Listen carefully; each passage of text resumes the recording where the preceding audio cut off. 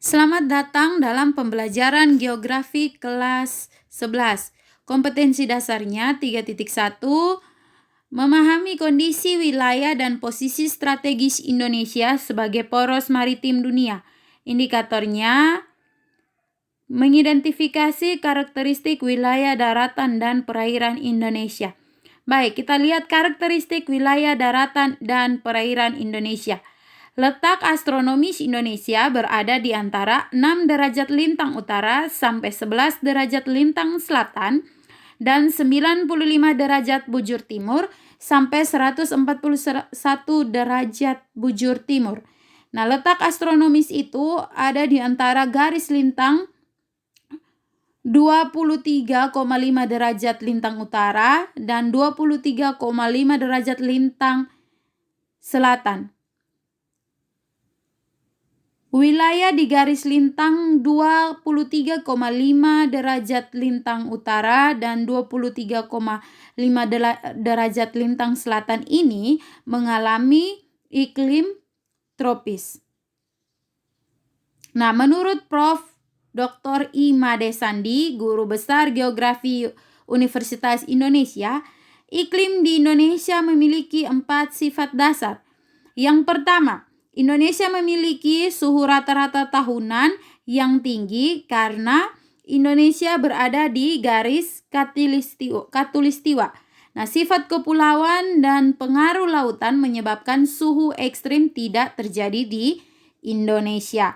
Kemudian yang kedua, di Indonesia terdapat angin musim yang membawa musim hujan dan musim kemarau, yang dimana hal ini terjadi karena Indonesia dipengaruhi oleh iklim muson akibat posisi geografinya dan yang berada di antara dua benua, yakni Asia dan Australia, dan dua samudra, yakni Samudra Hindia dan Samudra Pasifik. Kemudian yang ketiga, wilayah Indonesia terbebas dari embusan angin taufan karena sebagian besar wilayah Indonesia terletak di sekitar garis khatulistiwa. Nah, posisi ini terletak pada garis lintang rendah, yaitu tidak lebih dari 10 derajat lintang utara atau di bawah 10 derajat lintang selatan. Yang dimana hal ini disebabkan oleh adanya fenomena gaya Coriolis akibat perputaran bumi pada porosnya. Jadi di belahan bumi bagian utara, angin yang berputar akan terbelokkan ke arah kanan. Sebaliknya, di belahan bumi bagian selatan, angin akan berputar akan terbelokkan ke kiri. Nah, salah satu buktinya itu ketika Indonesia terhindar dari topan Haiyan yang menyerang Filipina dan Vietnam pada tahun 2013. Nah, yang keempat itu ialah Indonesia mengalami kelembapan udara yang tinggi karena Indonesia terletak di sekitar garis khatulistiwa yang merupakan wilayah yang banyak dilalui angin.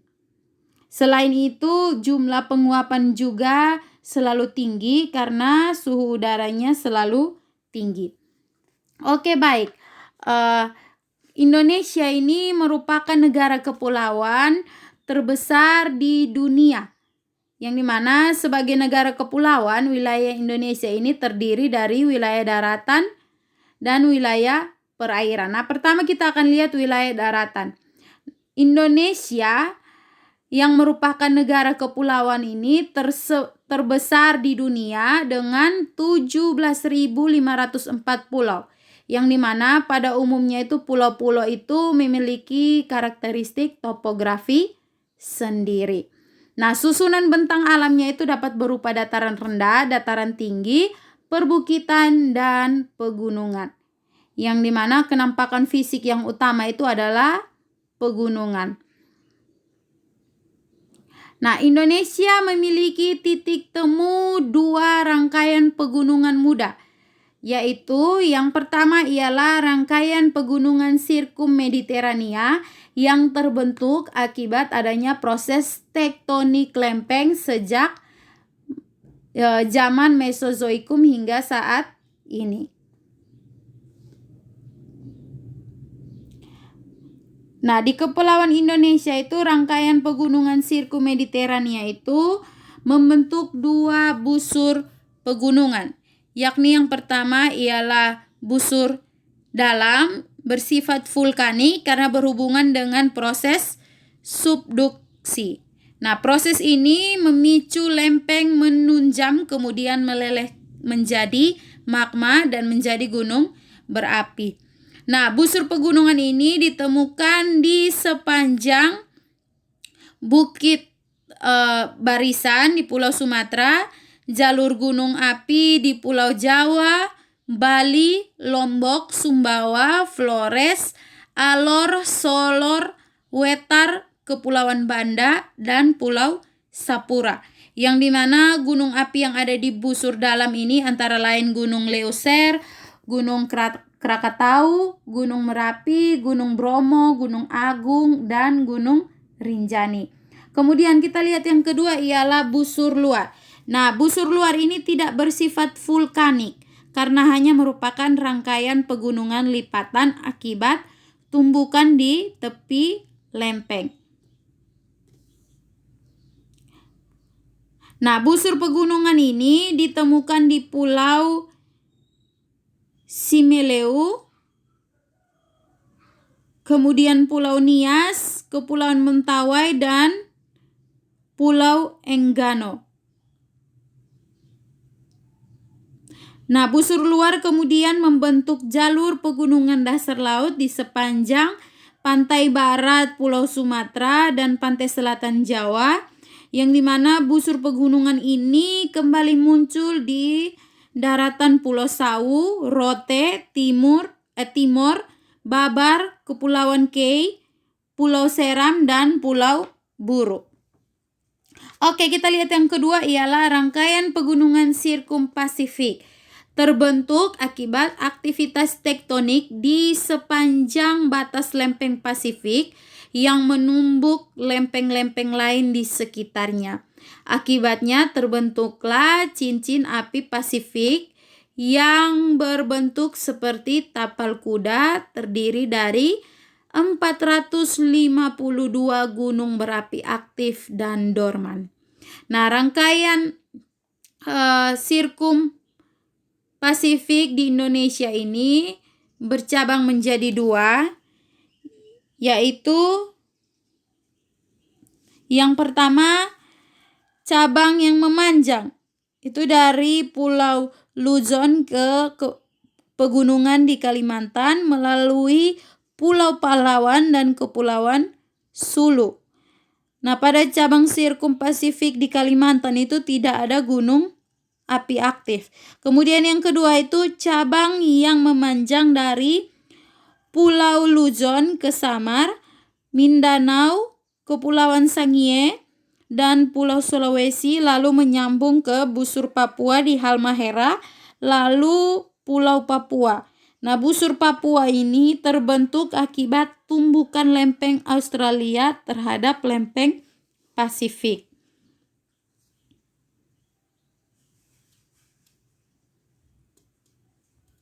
Kemudian kita akan lihat perairan. Nah, perairan Indonesia menurut informasi Badan Informasi Geospasial tahun 2015 memiliki luas 6.315.222 km persegi dengan panjang 99.093 km, yang dimana wilayah perairan Indonesia ini terdiri dari perairan darat dan perairan laut. Nah, yang pertama kita lihat perairan darat, yaitu sungai. Nah, menurut Peraturan Pemerintah Republik Indonesia nomor 38 tahun 2011 tentang sungai.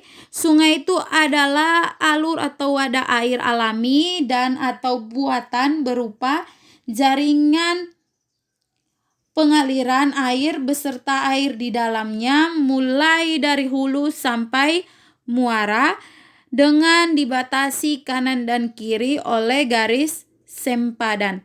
Nah, garis sempadan itu adalah garis imajiner yang membatasi kiri dan kanan sungai yang ditetapkan sebagai batas pelindungan sungai. Nah, garis sepadan ini lebih lebar dibandingkan bantaran sungai yang merupakan batas luar sungai saat banjir. Nah, kemudian kita akan lihat 10 sungai terpanjang di Indonesia. Anak-anak bisa lihat pada tabel ini. Ada yang pertama itu Sungai Kapuas di Kalimantan 1143 km. Yang kedua Sungai Mahakam di Kalimantan 920 km. Yang ketiga Barito di Kalimantan 909 km. Yang keempat Batanghari di Sumatera 800 km. Yang kelima Musi di Sumatera 750 km. Yang keenam Mamberamo di Papua 670 km. Yang ketujuh Bengawan Solo di Jawa 548 km. Yang kedelapan Digul di Papua 525 km. Yang kesembilan Indragiri di Sumatera 500 km.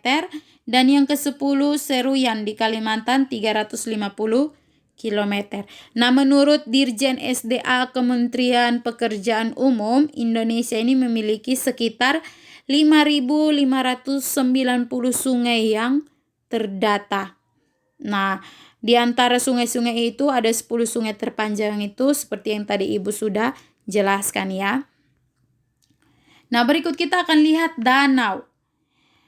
Nah, menurut ES Kartamiharja dari Badan Penelitian dan Pengembangan Kelautan dan Perikanan tahun 2006, di Indonesia ada sekitar 840 danau besar, 735 danau kecil atau situ, dan 162 waduk dengan luas genangan air mencapai 1,8 juta hektar.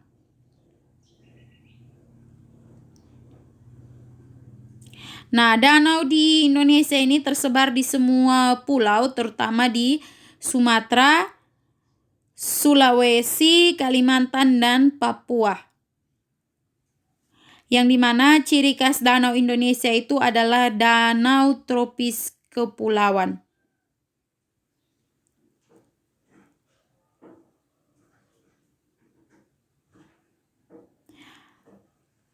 Nah, ciri khas danau Indonesia itu adalah danau tropis kepulauan yang dimana secara keseluruhan danau ini dapat menampung 500 km kubik air atau 72% dari total persediaan air permukaan di Indonesia. Yang dimana danau-danau ini sangat kaya dengan keragaman fungsi dan keragaman hayati. Nah, berdasarkan proses terjadinya danau di Indonesia ini antara lain dapat dikelompokkan sebagai berikut. Yang pertama, danau tektonik.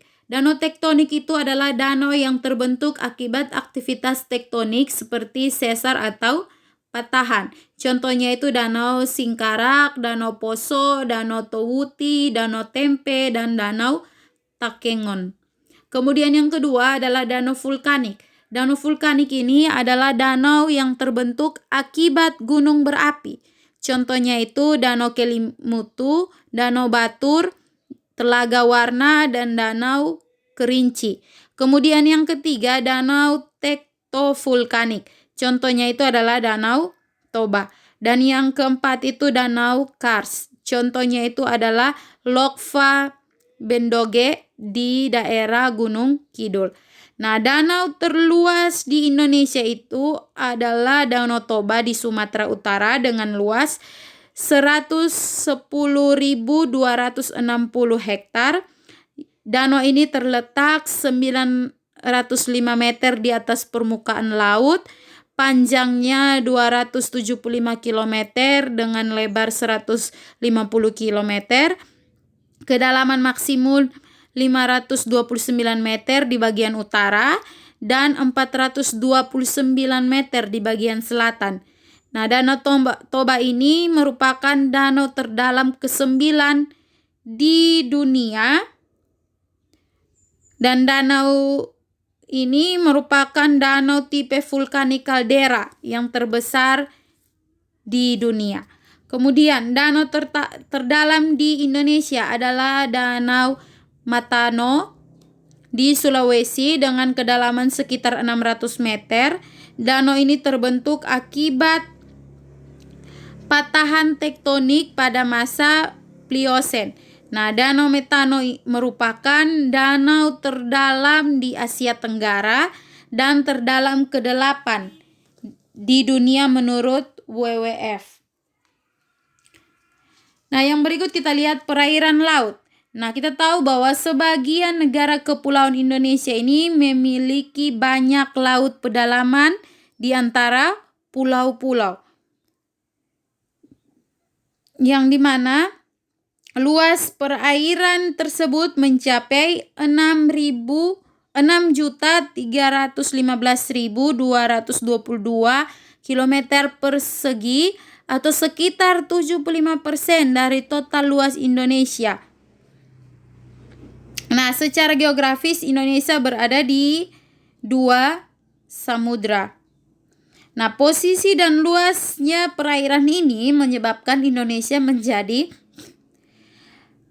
lalu lintas arus migrasi biota ikan dan biota laut serta distribusi nutrien, yang dimana siklus arus atau massa air utama berasal dari Samudra Pasifik yang kemudian dikenal arus lintas Indonesia atau Arlindo.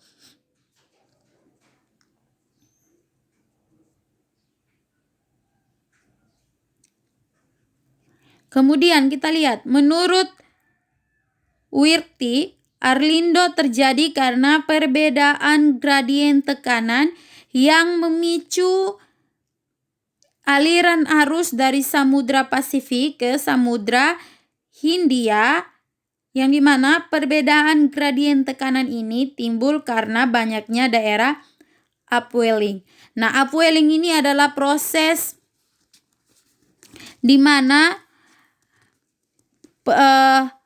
proses pendorongan massa air ke atas dari kedalaman 50 sampai 300 meter yang bergerak dengan kecepatan 1 sampai 5 meter per hari, yang dimana saat angin mendorong lapisan permukaan, air di permukaan mengalami kekosongan, yang dimana konsekuensinya air di bawah mengalami pergantian kekosongan itu, atau air di bawah itu menggantikan kekosongan air itu. Nah, air yang terdorong ke atas dalam proses upwelling ini belum terpengaruh atmosfer. Kadar oksigennya itu rendah.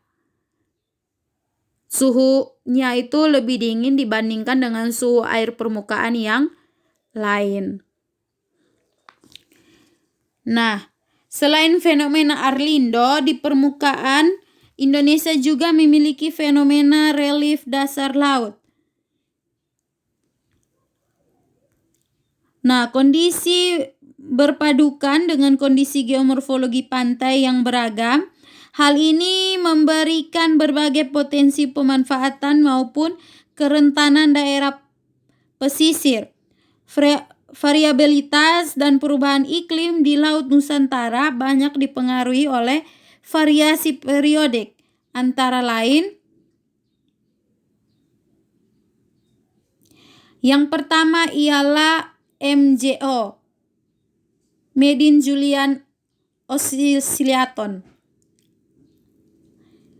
merupakan fenomena dominan di kawasan ekuator dengan siklus 1 sampai 3 bulan. Yang dimana fenomena ini dipicu perbedaan temperatur di permukaan bumi yang menyebabkan terjadinya perpindahan panas dan tekanan.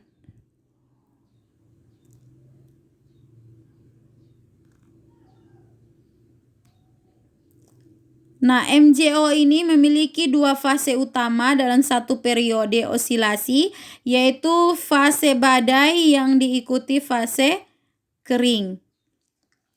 Kemudian yang berikut kita lihat El Nino adalah fenomena menghangatnya suhu permukaan laut di pusat samudra Pasifik hingga pantai barat Amerika Selatan.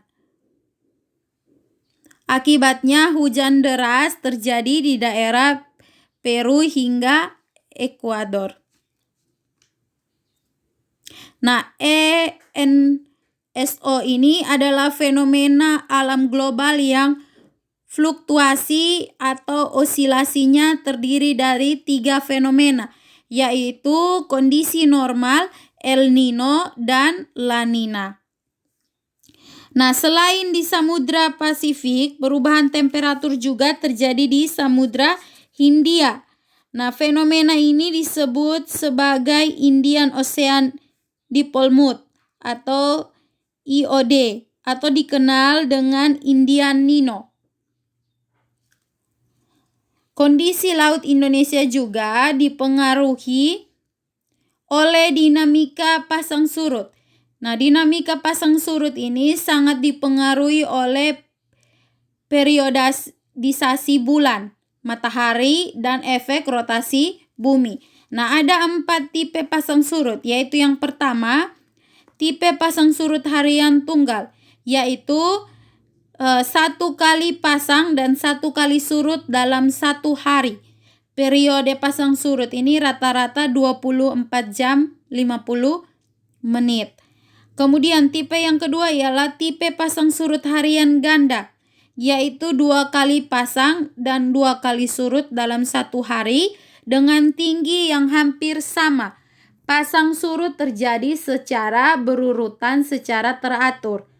Periode pasang surut rata-rata 12 jam 24 menit. Kemudian pasang surut yang ketiga, tipe pasang surut campuran condong ke harian tunggal, yaitu 1 kali air pasang dan 1 kali surut, namun ada kalanya terjadi 2 kali pasang dan 2 kali surut dengan tinggi dan periode yang sangat berbeda. Kemudian yang keempat, tipe pasang surut campuran condong ke ganda, yaitu 2 kali air pasang dan 2 kali air surut dalam 1 hari, tetapi tinggi dan periodenya berbeda. Oke, baik. Sekian dan terima kasih. Tuhan berkati.